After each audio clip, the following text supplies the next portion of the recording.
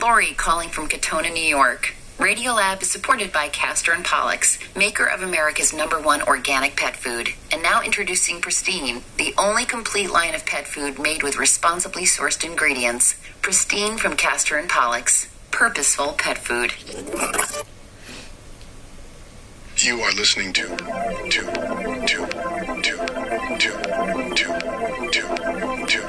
Radiolab. This is Radiolab. I'm Jad Abumrad. We're going to start today's program with a brief diversion to Midtown Manhattan. At the office of a neuropsychologist. Hey, good morning. Good morning. How are you? Good. Cameron Fallenpour, a well-dressed man with a calm voice, calming presence, and uncanny ability to calm others, which is why we're here. Are you going to be the volunteer? Yeah. Should I? Yeah. He walks me over to a small machine and asks for my left hand. Your left hand. Okay, what we're doing right now, we're just putting a couple of sensors that measure basically the flow of electrons between the two fingers here. That would be my index and middle fingers. There are electrons going between my fingers? Oh, absolutely. Well, there are salts and minerals that are going to enable a very tiny electrical charge to travel from one finger to the other one. And he explains the more anxious I am, the more sparks fly between my fingers. In other words, this is a stress test. Okay, so I'm going to start it. Am I going to feel something? No, you're not going to feel anything. But I will hear something.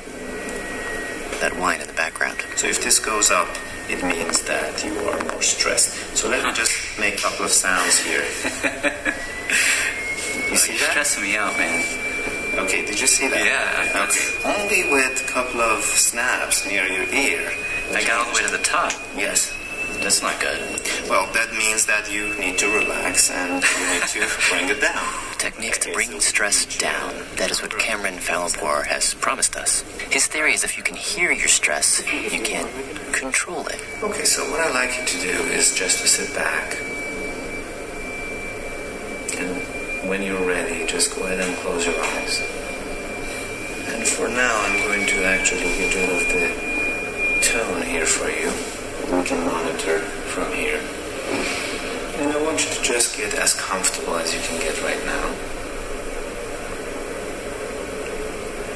And gradually start to take deep, slow breaths through your abdomen.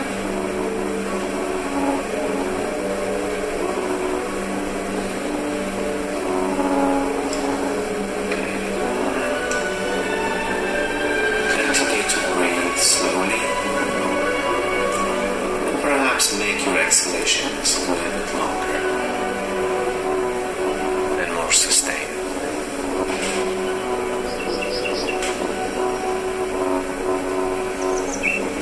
And perhaps you can notice as you continue to breathe slowly that perhaps with each breath you feel a little bit more relaxed. More comfortable.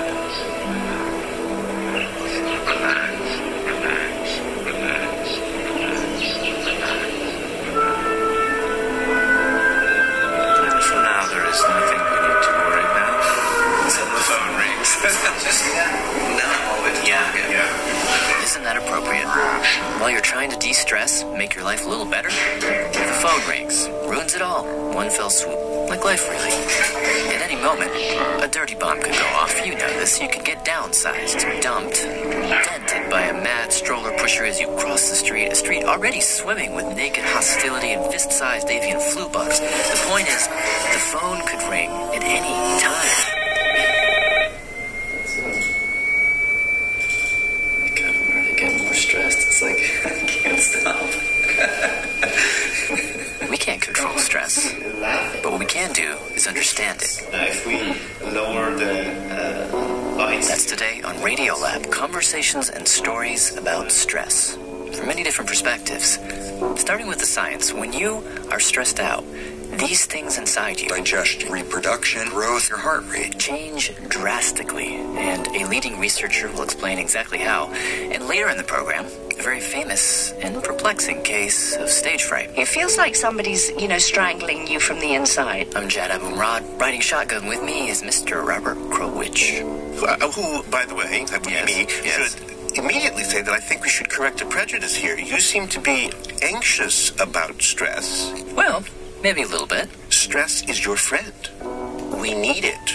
In midterms in 8th grade, if you didn't have stress, you wouldn't have gotten to 9th grade.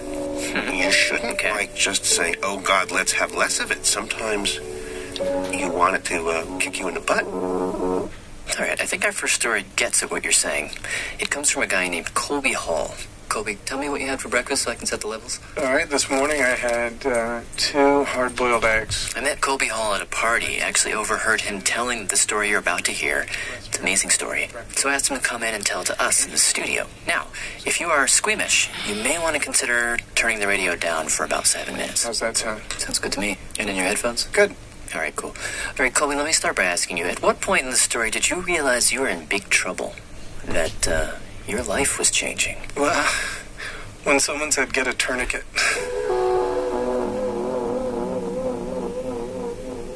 4th of July weekend up in Vermont. Doubles tennis, foothills of the Green Mountains, barbecues, beer, lake. It was perfect in every single way. And we just said, let's go water skiing.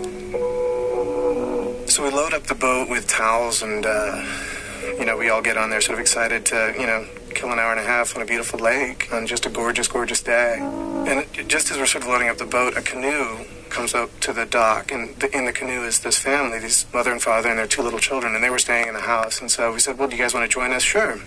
So the 2 little kids get in the boat, and the father gets in the boat, and we pull out from the dock, and we get about 30 yards away from the dock, and the boat driver stops. I have my little water ski safety devices belt on, and it's kind of old school type, and I jump off the side of the boat, and the force of me getting in the water, the water ski belt falls off of me. No big deal, I'm just going to swim over. And I look up, and the boat is closer to me than I had thought, and was actually moving towards me. I guess what the driver had done is he may have thought he put it in neutral, but in fact he put it in very slight reverse, and he didn't know that I was behind it. He was dealing with the rope, and so I'm in the water, buckling the water belt, and I look up and I notice, and it's about 10 feet away from me. So I yell, hey, stop the boat. But it's a big boat, and the wind is blowing, and your head is like sort of at the level of the water, so no one really heard me. I couldn't move out of the way, and it literally just came right up to me. So I put my hands out to protect myself, and immediately, like, I feel like these punches on my legs, which was the boat propeller. People say living in the moment, like it's amazing to me how many complex thoughts you have in a split second. Wait, is this happening? Oh my God, it's happening. Wow, this is cutting my legs. I'm trapped. I need to get out of this situation. I'm going to push up. I'm going to go under the boat and let it go over me. Like, that all happened in a split second, and at the same time, you're thinking, like, maybe this will just be a bad injury, or maybe I'll lose the use of one leg. There's all these sort of weird deals that you make in your head, like, I don't want to die, so I'll just, be in a wheelchair, or maybe I'll just be really, really injured, or maybe I'll never be able to play basketball again, maybe I'll just always walk with a limp. The other side to this all happened 1 month to the day of my wedding. We had planned this really, it was small but beautiful wedding upstate, and, I wanted to walk down the aisle, I wanted to have the first dance. And it sounds odd to explain that you're having all those thoughts in that time, but you are. So I come up on the other side of the boat, and I sort of gasp for air, and I say, I'm hurt. It doesn't really hurt like you would think. That was the weird thing, like, it didn't hurt. It just, I feel it. Treading water and my legs are kind of numb. I look up, and my fiancée is on the boat, and she gets up, and she sees me, and she can see the ring of blood surrounding me, and the water up there is so clear that she could see through the water. She could see deep red tissue on my legs and big flaps of skin sort of hanging off my legs, floating with the motion of the water. And it was at that point that she, the look on her face. And it's funny, like, sometimes you don't recognize, like, how bad something is until you see it in the eyes of someone next to you. And so when she freaked out and had the look of absolute terror in her eyes. I kind of just took over the situation because I was 10 seconds ahead of everyone else. So I yelled to the wife of the boat operator, whose name is Maureen. I said in a very stern, serious, calm voice, like, Maureen, turn off the boat. She turned the boat off, and I realized that there were 2 little kids on the boat, and then the first thought that came to my mind was, this is something that those kids shouldn't see. Before it came up, I said, Maureen, these kids should not see this. You should hide their eyes. You should distract them. So she took the kids to the front of the boat, and I'm not a real strong person. I don't know how I got, like, sudden upper body strength, but I was able to just pull my full body weight. I'm thinking I weigh like 210, 15 pounds, and I just pulled myself up into the back of the boat, and there were my legs. Layers of fat, I see muscle tissue. I mean, it's hard to sort of describe. Like, my legs were wide open. There were big hunks of flesh that are hanging off my leg, and the muscles just sort of there exposed to the air. The cuts went down to my bone. It's like you're at a fish market and you see someone cut into a fish, you just see the insides, like, very, very clearly. And that's when John says, like, get a tourniquet, because the injuries on my legs really looked like it warranted a tourniquet. And, you know, if I were to ask you to make a tourniquet right now, what would you do? Like, I have no idea. Who knows how to make a tourniquet, right? There was no Boy Scouts on the boat. So someone had taken their shirt off and wrapped it around my leg, and I said, no, look, get those towels. And so they wrapped the towels around my leg, and what's happening between you and your fiancée at that point? My fiancée thought that I was about to die, and she was, you know, doing all that she could to kind of keep it together. And I remember looking to her and rubbing her arm and saying, this is going to be okay. Now is the time for us to be really brave. This will be okay. If for nothing else, I just wanted to pretend that that was the case, because I didn't really know.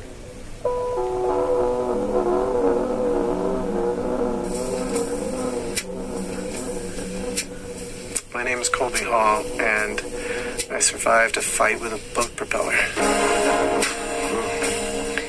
So he survived. Mm-hmm. Turns out the cuts he got were so clean and so deep that it allowed him to heal more quickly.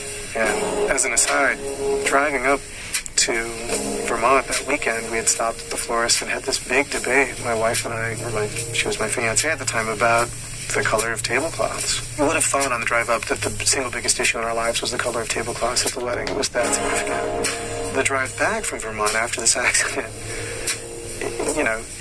we felt so lucky. Colby Hall is a video producer for MTV, and this is Radiolab. Today's topic is stress. My, oh my, what a story. It happens that inside that story you've got a classic example of what always happens in a traumatic situation. I learned this from one of the leading experts on stress, Robert Sapolsky. Do you want me to incorporate your question into my answer? Or No, it's a regular conversation, so you can do whatever you want. Who teaches at Stanford University, who pointed out to me that in these situations, your body is taken over, really, by stress hormones. And that's that sort of alert tunnel vision. Time passage feels different. The 8 seconds feel like it took for hours afterward. Is that what that's about? That's the stress hormones, and that's mostly adrenaline doing that. So if you're, flailing in the water and hit by a propeller from the boat and your leg is severed, in my imagination, there's 2 people in the dock going, oh my God! And you say, all right, let's call the police. You somehow are the calm one. Is that part of this thing? Often that's the case, and that's another piece of the stress response. You shut down pain perception. It doesn't really hurt like you would think. That was the weird thing. Like, it didn't hurt.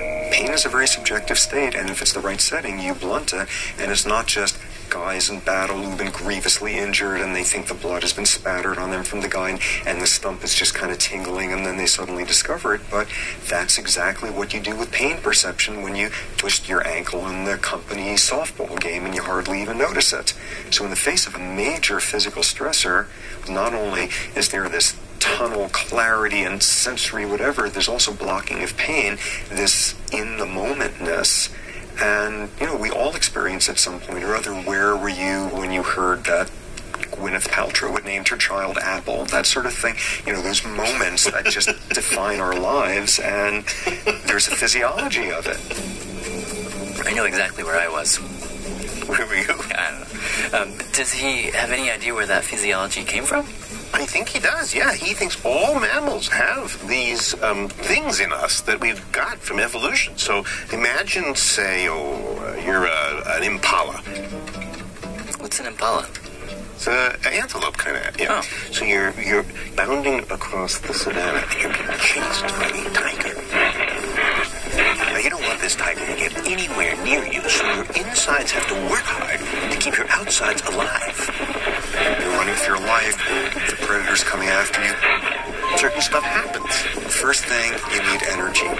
Not energy tucked away in your fat cells for some building project next spring.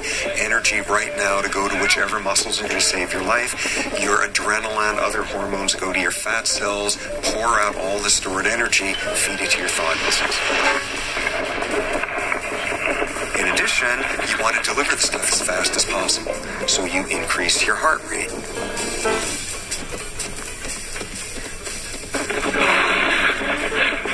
Another thing you do is you shut down everything that's not essential. Right now, this is no time to worry about ovulating. This is no time to worry about growing antlers. This is no time to digest breakfast. You shut down digestion. You shut down growth. You shut down reproduction. We all know, for example, at the digestive end, the first step of that, you get nervous, your mouth gets dry. Everyone has this experience. You go to, you have to make a presentation in front of a large number of people, and you're standing there and you're going, does it work?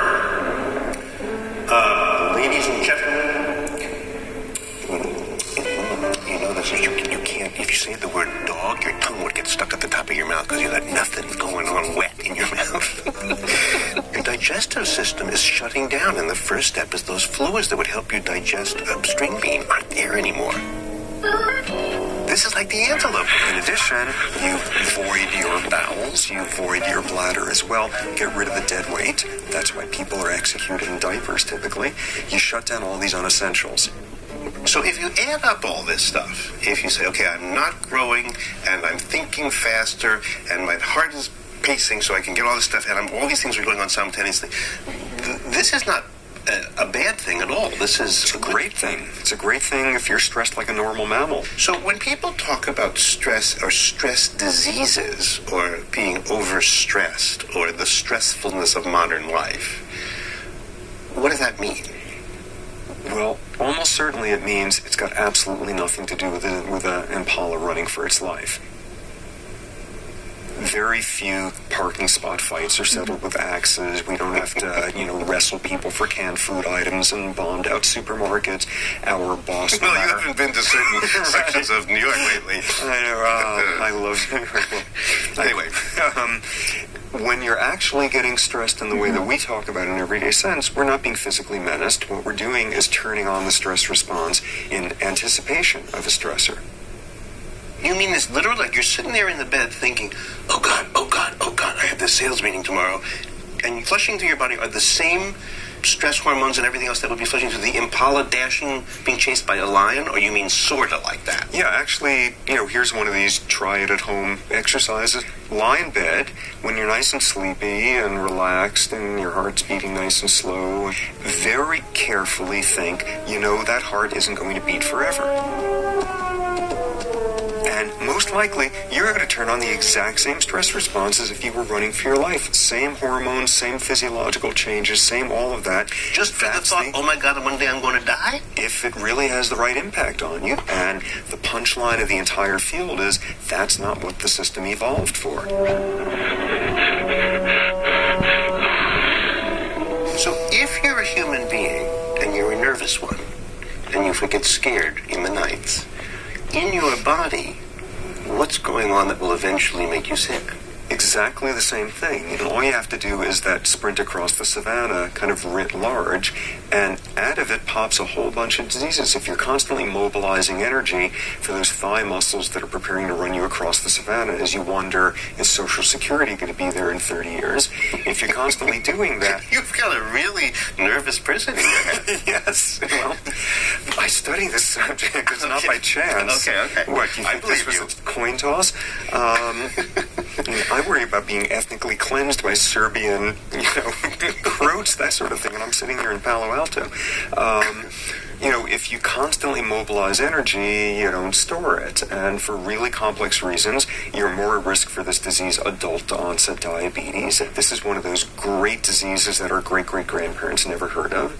A much more accessible version is, increase your blood pressure out the wazoo to run for your life. This is not a big deal for 3 minutes. Increase it chronically every time you come to work. And stress-induced hypertension, you're going to damage the walls of your blood vessels. Now, not everybody in the world reacts to everything as though they were an antelope being chased across the savannah. I mean, Some people can handle all kinds of stress and get through the day, and other people succumb. And that's where we ought to go next. Coming up, a particular piece of furniture and its remarkable impact on public health. Yes. And a heartwarming tale of a baboon who changed his ways and in the process discovered the secret to longer life and lower stress. This is Radiolab. I'm Jad Abumrad. Robert Krulwich and I will continue in a moment.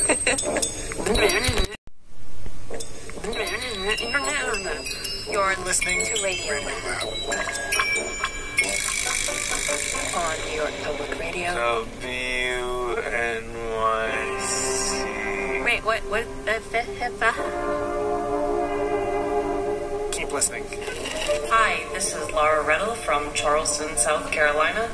Radiolab is supported in part by the National Science Foundation and by the Alfred P. Sloan Foundation, enhancing public understanding of science and technology in the modern world. More information about Sloan at www.sloan.org.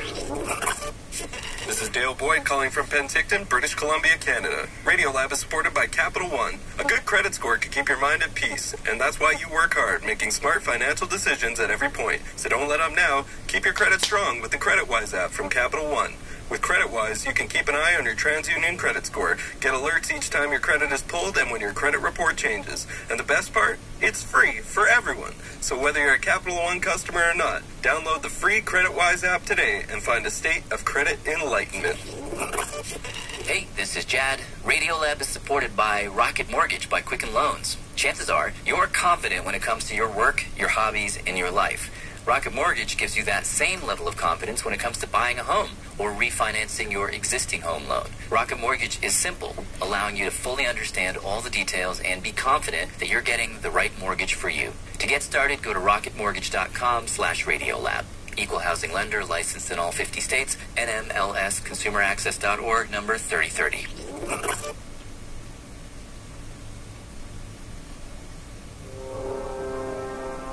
Chad here. This is WNYC's Radiolab.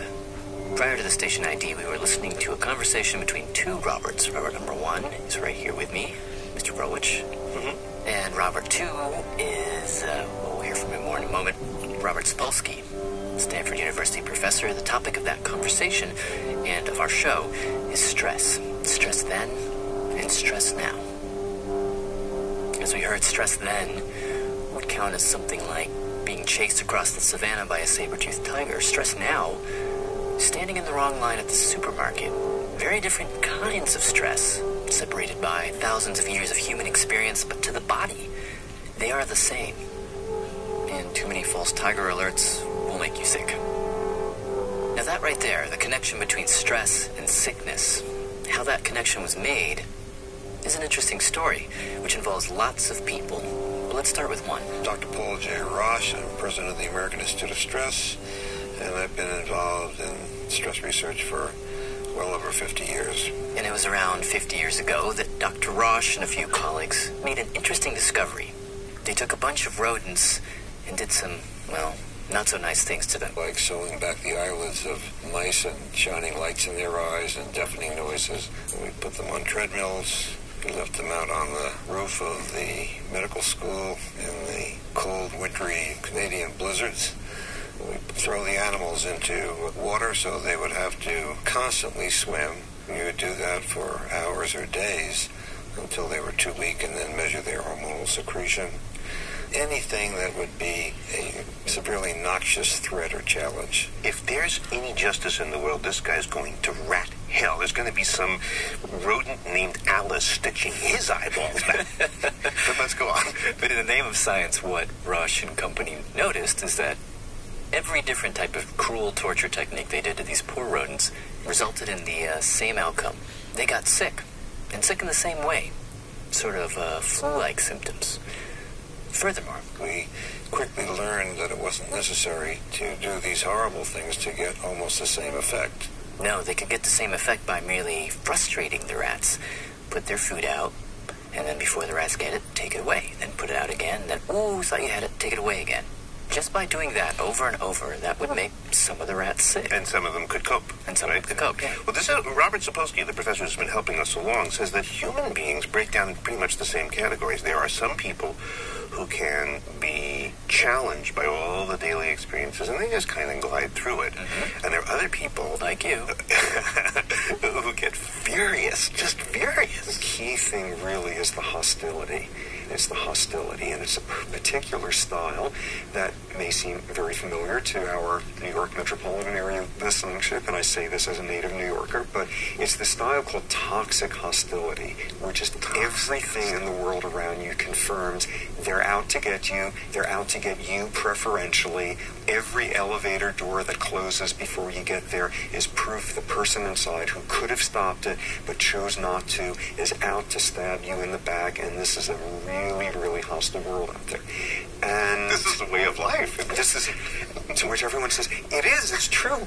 That is how the world is. And but some people have this in a dire sort of way. In a dire sort of way. And I suppose this point is that the people who do have it in a dire sort of way get sick. Yeah, there's a kind of anger and style that is so bad for your nervous system that's like worse than smoking.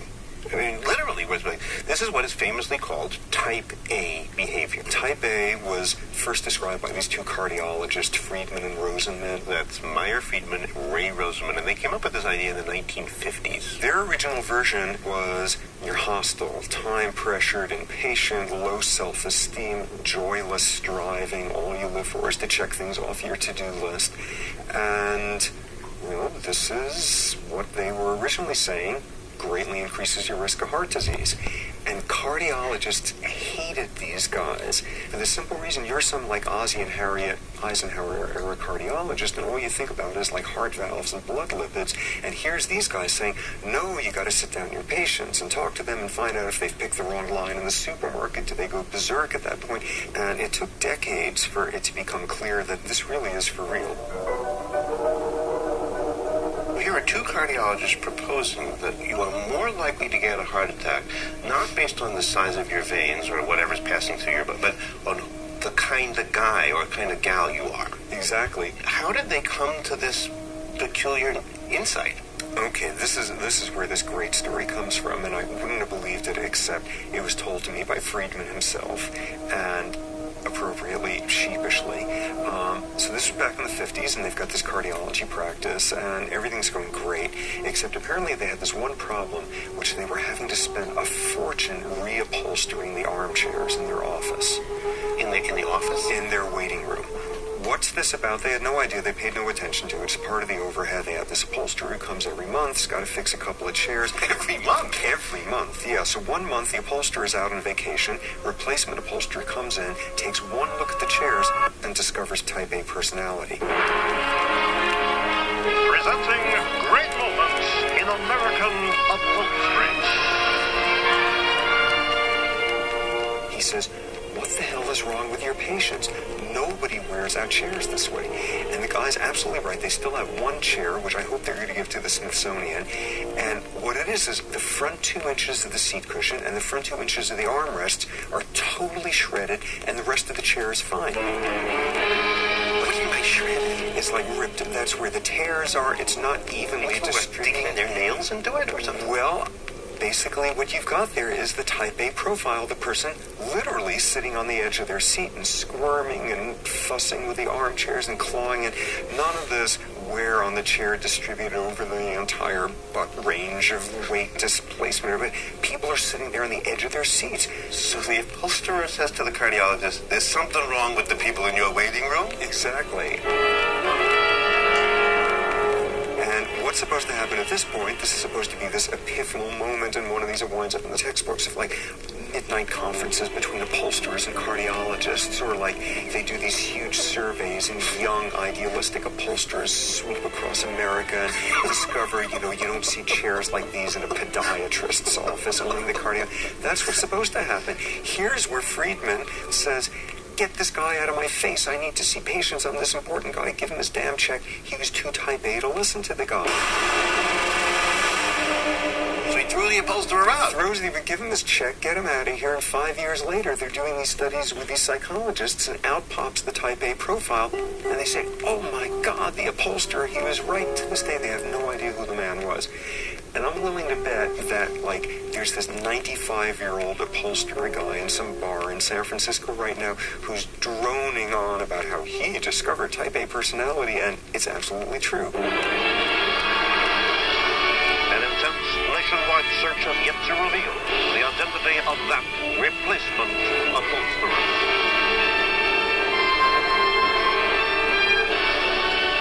This story has been brought to you by the American Upholstery Association, dedicated to fine cloth, fine furniture, and a healthier America. My name is Charles Young, and I do upholstery. What you working on here? Well, I'm doing a rocker. It's a nice chair, actually. It just, they wore the seat all the way down to the wood. Sometimes the things are so bad that they said, oh, please cover it before you take it, because I don't want people in the building to know how bad my furniture is. But I'm saying, how could you live like this in your own house? It's a mess.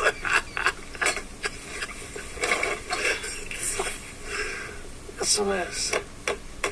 We couldn't find the guy, the type A guy, but in the process of looking, we ran across Charles Young. And in this messy, stressful world, his Lower East Side studio is a window onto calmer times.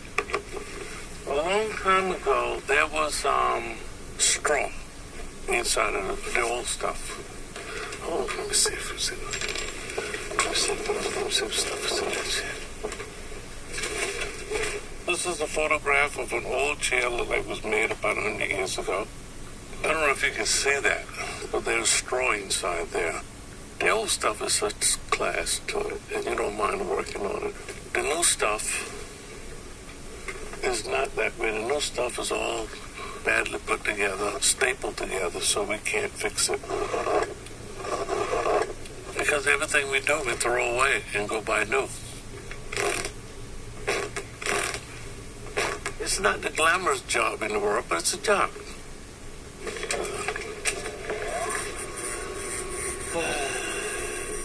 People don't want to learn how to do upholstery.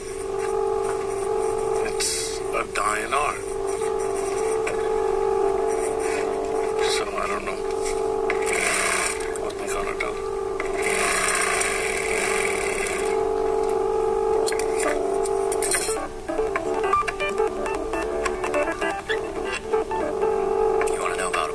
Visit Charles Young, owner of CY Upholstery Company on the Lower East Side.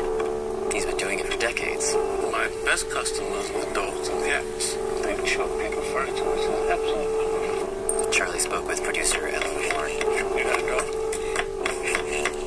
Chad here with Robert Krowich. Today on Radiolab, we are looking at stress, the effects of stress on chairs and on us.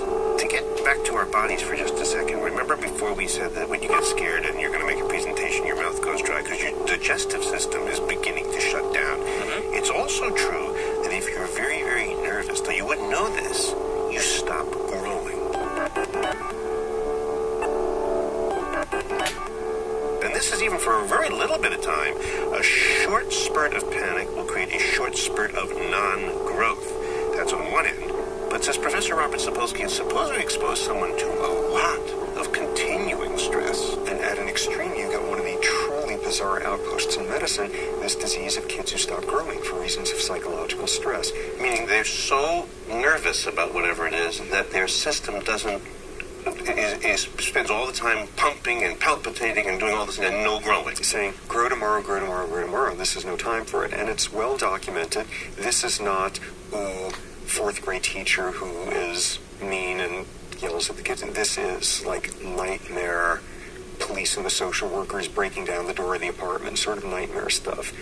And amazingly, you get the kids out of those settings, and often they will start growing again. Okay, so you read up a lot about this, and there's this weird pattern I had noted in a lot of these unreadable chapters, which is they would make reference to Peter Pan. They would start with a quote from Peter Pan or some snide comment about Tinkerbell, and I'd seen this for years. I had no idea what this was about, till one day I finally found the explanation.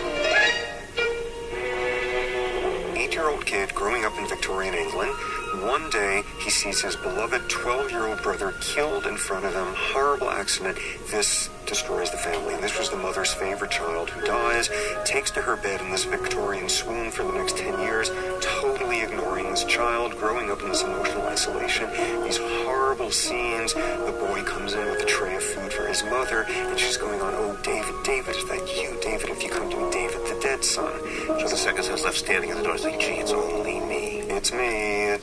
Sorry, I'm not David. Sorry, I'm not David. Sorry, it wasn't me instead of him. The only thing she apparently ever spoke to him about was this crazy idea she grabbed onto, which was, if David had to die, at least he was still a boy. He's not one of these boys who grows up and doesn't need his mother anymore. He'll always be my perfect little boy because he didn't grow up, he didn't grow up, he didn't grow up. This kid hears this with a vengeance and stops growing at that point. He lives to be 60 years old, under 5 foot tall, unconsummated marriage, complete maturation arrest. Did he have puberty? He did. He grew facial hair, but most indications are not a whole lot of other secondary sexual characteristics. And as an adult, this was the author of the much beloved children's classic, Peter Pan. This was J.M. Barrie, the guy who wrote Peter Pan, really, who was a very, very troubled man who, among other things, just endlessly turned out plays and novels and whatever's about boys who die and come back as ghosts and marry their mothers and all sorts of animal stuff like that. Sadomasochistic fantasy stuff with little boys all through his writings, his private writings. This was a very, very troubled man who did not deal very well with the consequences of this for the rest of his life.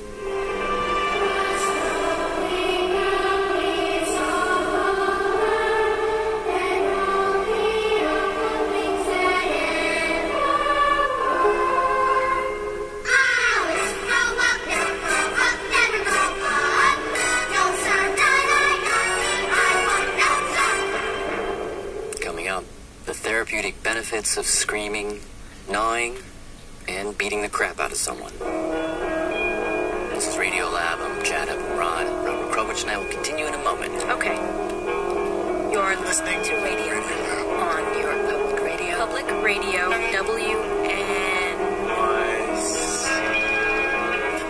Good morning, Radiolab. This is Chelsea Fullerton calling from Princeton, New Jersey, and I am waiting for my train.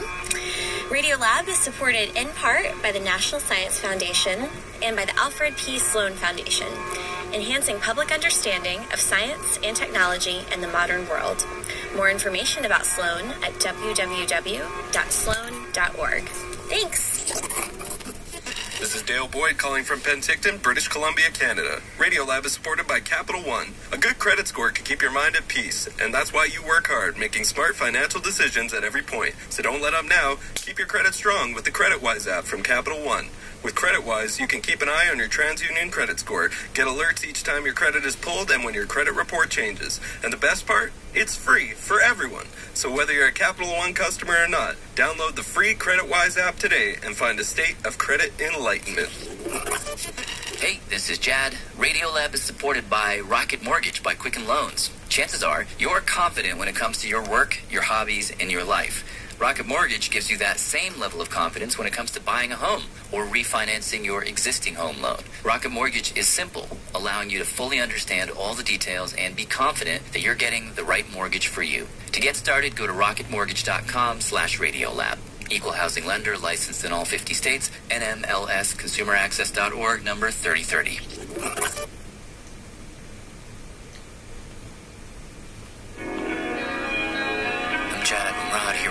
Carl Witch. This is Radiolab. Today's topic is stress. From your point of view and from your body's point of view. Usually you and your body are on the same side. Your stomach grumbles. That means your body wants you to eat. So you do. Your foot hurts. That means your body wants you not to step on that foot so it can heal. And so you don't. The interesting and sometimes tragic thing about stress and stress disorders is that you and your body find yourself on opposing sides. Your body's just trying to protect you, but that's not the way it works out. Consider this story about folk singer Linda Thompson. She was part of a late 60s scene that included everyone from James Taylor to Paul Simon, Nick Drake, even Bob Dylan. All these just amazing musicians. Sometimes I think, that's part of the problem. If I had hung out with mediocre musicians, I wouldn't be half so worried about what I was going to sound like. Linda Thompson spoke with our producer, Ellen Horn. I remember the first time I heard your voice, I was in college. I was at my friend Chris's house, and we're all sitting on the floor around the record player listening to I Want to See the Bright Lights Tonight. Oh. For weeks we tried to learn to play those songs. Your voice sounds so pure and so angelic. Oh, Ellen, that's nice. It's just hard to imagine that voice struggling in any way. It's really horrible. It's just awful. But you get through it.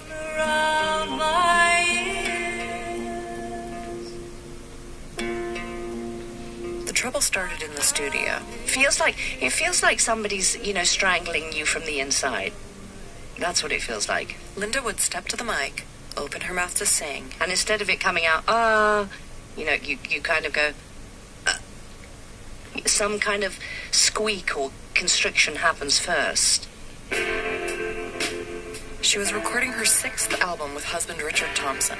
I was under the Calvary cross. They were one of those mythic rock and roll couples. He wrote songs for her to sing with titles like Withered and Died and Down Where the Drunkards Roll. Dark songs about betrayal and loss. They played together for a decade. By that time, there were problems in my marriage, which I'm kind of fond of saying I didn't know about, but on a subliminal level, one does know these things, It was 1982, and Linda had just delivered their 3rd child. Her throat hurt all the time. It was pretty bad, and then, I'd just come out of hospital. I just had a baby, so, he'd stuck around till the baby was born. But as soon as she was born, a couple of weeks, a week, I don't know. He told me I've met somebody else. I don't know if I've ever told anybody this, but the first thing I said was, can she sing? What normal person would say, can she sing? She was heartbroken when Richard left. And without explanation, her voice went with him. It just flew away, like someone had left the cage door open. That was really awful. And that kind of, it put the singing into perspective a bit. She was mute. I came to you when no one could hear me.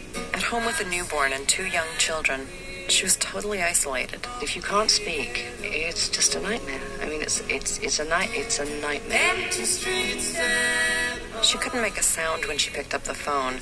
Strangers looked at her, puzzled, as she gestured. Nobody knew what was wrong with me.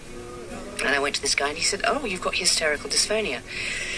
And, on one hand, it was great to know that it had a name. On the other hand, even though I'm a layman, I could understand that hysterical dysphonia meant that there was something wrong with my brain rather than my throat. For months, her brain toyed with her throat.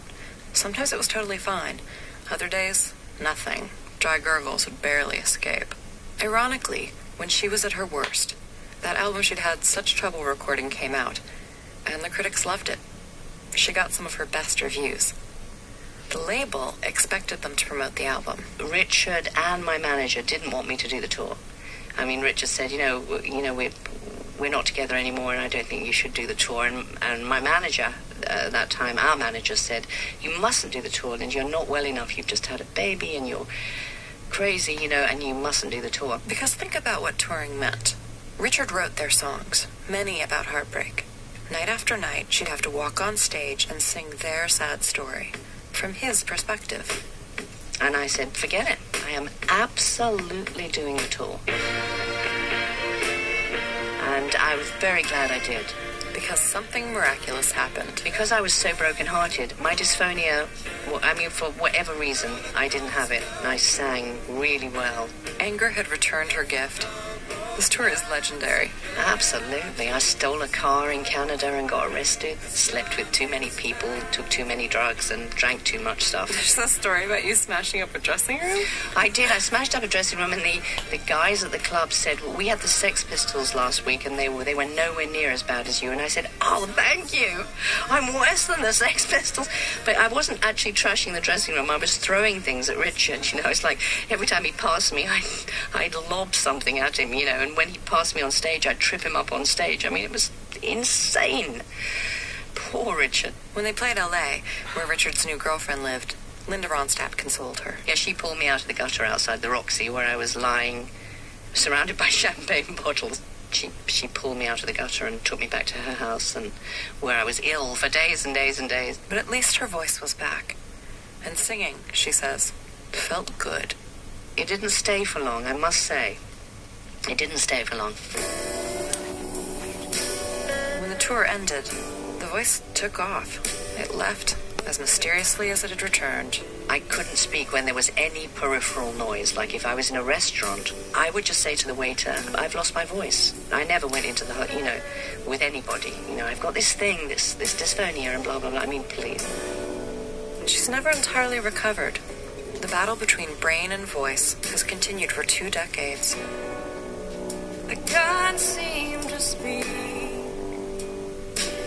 My hypnotism, that didn't work, and therapy, and voice therapy, and speech therapy, and, all sorts of things. It is so real. If somebody had said to me, if you have a heroin injection every day, you'll be fine, I would have done it.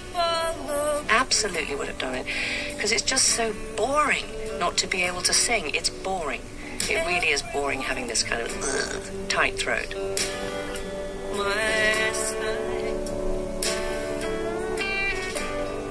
And then I suddenly said, I'm not going to do any more. I'm just not going to sing. And that's what I did. I didn't sing for a long, long time. All that I see.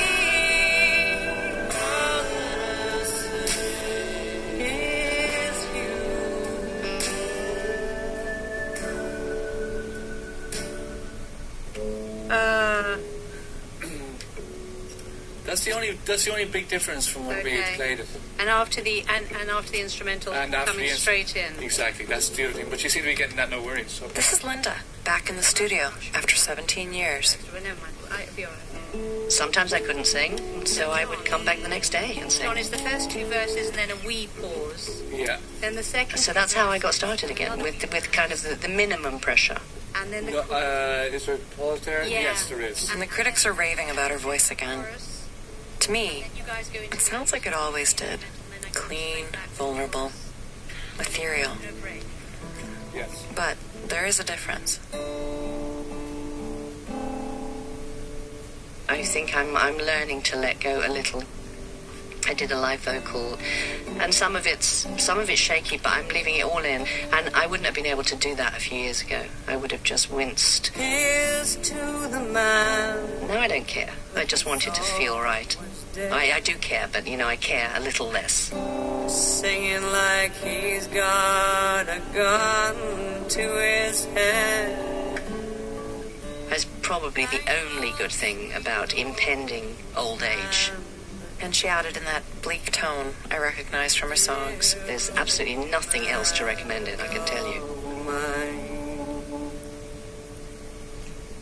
Ellen Horn is a producer for this program. For more on Linda Thompson and her music, and for more on hysterical dysphonia, check our website. Radiolab.org is the address. I'm Jad Abumrad. This is Radiolab. I'm here with Robert Krulwich. Today we're talking about stress. Robert, let me ask you a question based on what we just heard. Mm-hmm. Bleak, bleak, bleak. That's how that last piece ended. And that basically describes the world we live in. How do you cope? I don't cope at all. Mm-hmm. I hate I hate deeply, and I hate well. You rage floridly. I do, and as you know, I'm working with the there are moments when I want to kill you. That's all.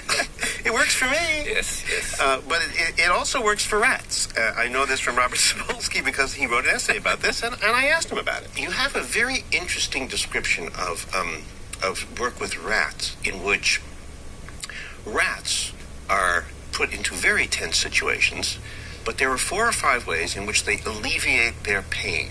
It's beautiful stuff because it essentially gets at the core of this issue. Most of us cope.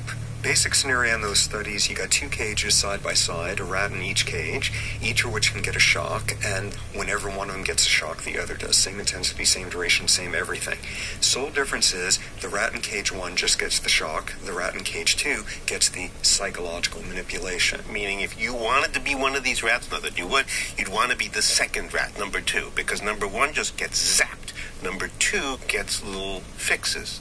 There are 4 fixes he's going to describe. Let's start with number 1. First version, that will help the second rat. Every time it gets one of those shocks, it could run over to the other side of the cage where there's another rat it could sit down next to and bite the crap out of it. And you know what? That rat's going to do just fine. He's not going to get an ulcer because he's giving somebody else an ulcer. He has an outlet for his frustration. There's the Mike Tyson approach. Yes. If I get hit, you get hit. Exactly. And it's documented by science. It makes you feel better, which is why sort of the first soundbite they've got to do with you in stress management is don't reduce your risk of an ulcer by giving it to somebody else. Make sure your outlets are not abusive ones because they feel great. They're very effective. Now to scenario number 2. Next version. This time the rat's getting the shocks and now can go over to the other side of the cage and gnaw on a bar of wood, or just this counts as a relaxing hobby for a lab rat. It, once again, gets out the tensions, gets out the frustration. It's an outlet. I like that actually better than beating up on the other rat. This is a much nicer world if we all gnawed on wood instead of invading countries and things like that. Number 3. The Department of Homeland Security yesterday raised the national terror alert to orange. Orange, or high alert. We're taking strong precautions. Third version. In this version, the second rat knows when the next shock is coming. A little warning light comes on 10 seconds before. It gets predictive information. And for the same physical reality, you're less likely to get a stress-related disease if you get predictability. When is it coming? How bad is it going to be? How long is it going to last? That makes a difference? If you see, get ready, get set, exactly. Get ready, get set helps you? Because you scrunch up and you tighten your butt and you close your eyes and you think about that Hawaii vacation or whatever it is, and this is what we're doing when we're sitting in the dentist chair and say, are we almost done? Give me some predictability here. And finally, scenario number 4. The last factor is this one of if the rat thinks it has control, it's not going to get the stress-related disease. Let it press a lever. It's been trained to press this lever to decrease the chances of a shock. The lever is doing squat today. It's a placebo. It's disconnected. But the rat's pounding away the lever thinking, this is great. Imagine how many shocks I'd be getting otherwise. It has a sense of control. Control makes stressors less stressful.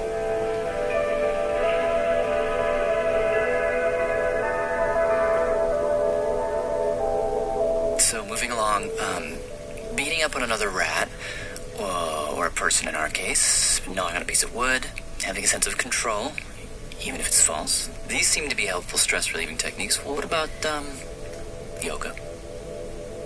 Mm-hmm. What about therapy? Do they try and talk to the rats? You would, of course, figure that a professor at Stanford would come up with something therapeutic. He did, actually. Oh, good. This wasn't with rats. It was with his real field expertise, which is baboons. What Robert Sapolsky does is he goes to East Africa and he spends time with baboon troops, particular families of baboons, and he just hangs with them for really long periods of time, years even, and then writes stories, and he observes things. And one of the things he observed was a therapeutic kind of stress resolution, in this case involving friendship. Okay. Here's how it went. Every baboon troop has an alpha baboon. That baboon beats up all the other baboons and is the guy who gets all the girls because he's the strongest one. But in the life of every alpha baboon, there's going to come a moment where some lesser ranked baboon is going to beat you up and you lose your crown. In baboon life, when you stop being the number one, do you follow the bottom? Well, what happens is the other baboons remember how cruel you were as an alpha, and they take it out on you. The other ones that are up above you. Above you. Yeah, so number 2 beats you up, then number 3 starts to beat you up, then number 4 takes you on, he tries to beat you up, then number 5, and you're dropping down the chain. That doesn't seem fair, by the way. That they go all the way to the bottom. Well, I don't know whether there might be like 34 and they're 19, so they're not at the very, very bottom. Who decides? Whoever gets beat up, so... I know, but I mean, you beat up the alpha guy. Does he then have to fight everybody else to reestablish his place? I think it's just like a bird pecking order. Everybody fights with it. It's like one of those barroom things where everybody looks at each other, they all slug it out, and then they arrange themselves in standing order afterwards. Oh, I see. I sit next to Tom because I beat up Tom, but he beat up Fred. At least I can still beat up Tom. Yeah. Okay. It's not a happy thing to be an aging former champ baboon. Not at all. Well, so then if you are one of these ex-heavyweights, what do you do? Well, that's the question. What you often do, what you do about half the time, is you pick up and you move to a different troop. You transfer to a different troop. Even though you don't know anybody and just start all over Which again? is great. You're going to be incredibly low-ranking there because you're this broken-down old male, but at least you're going to be anonymous. And what you often see are these old, broken, battle-scarred males who show up from out of nowhere and join a troop, and he's some sweet old poop, and you feel horrible watching the juveniles hassle him. And almost certainly, he was one son of a bitch in the Western Serengeti about 5 years before, and the guy's basically seeking political asylum. Are there old guys who used to be alphas who stick around? That's the thing. Only about half the old guys leave. So one of the studies I did was trying to figure out who leaves and who stays. Is it the ones who were more brutal back when? Is it the ones who are getting more grief now? None of that. The ones who stay are the ones who've actually managed to get friendships. This is for real. These are smart enough animals that they have social affiliative relationships that are stable over time with females, if you're an adult male. What do baboon guys and girls do when they're just friends? Because they don't go to the movies or anything. So they hang out. They hang out. They sit next to each other. They sit in physical contact. They groom each other. Can you groom a lady and not get her boyfriend, the alpha of the moment, angry? Well, the alpha's only interested in her if she's at the peak of her ovulatory cycle. This is the rest of it. When she's not hot, then you can go sit around and chat about things. And what you find is very often females at the peak of their cycle are in the middle of all this tumult with numbers 1 through 3 and sort of all this male androgen Musk Schwarzenegger crap. And once it's all over with, she goes back and spends the rest of her month hanging out with this somewhat aged guy who's her buddy. So the baboon who had a little room in his life for friendship, not just conking and sex, but friendship, wins in the end. Not only do they win in this heartwarming, like old guys sitting in the savannah sort of picture, but also win in the Darwinian sense. What's been a revolution in the field in recent years is the recognition that these guys who do the nice guy Alan Alda affiliative stuff reproduce a whole lot. Because it turns out a lot of the time, even during the peak swelling, while number 1 and number 2 are tussling, the female runs over to the bush and mates with the Alan Alda guy. Because she prefers him, amazingly enough, because the guy's actually nice to her. Now, do you know this, or is this just your prayer? No, this is real. You counted? How do you know, like, that the Alan Alda guy had more babies than the Schwarzenegger guy? Because people now do paternity tests. You can do stuff like get hair samples from your wild primates when they go through the bushes and some thorn pulls off some, and you go do genetic analysis. And amazingly enough, from a genetic Darwinian bloody and tooth and claw standpoint, nice guys do not finish last. Robert Sapolsky is the author of many, many books and essays, including Why Zebras Don't Get Ulcers and my absolute favorite, A Primate's Memoir. I spoke with him at his office in Palo Alto, California. That about does it for us.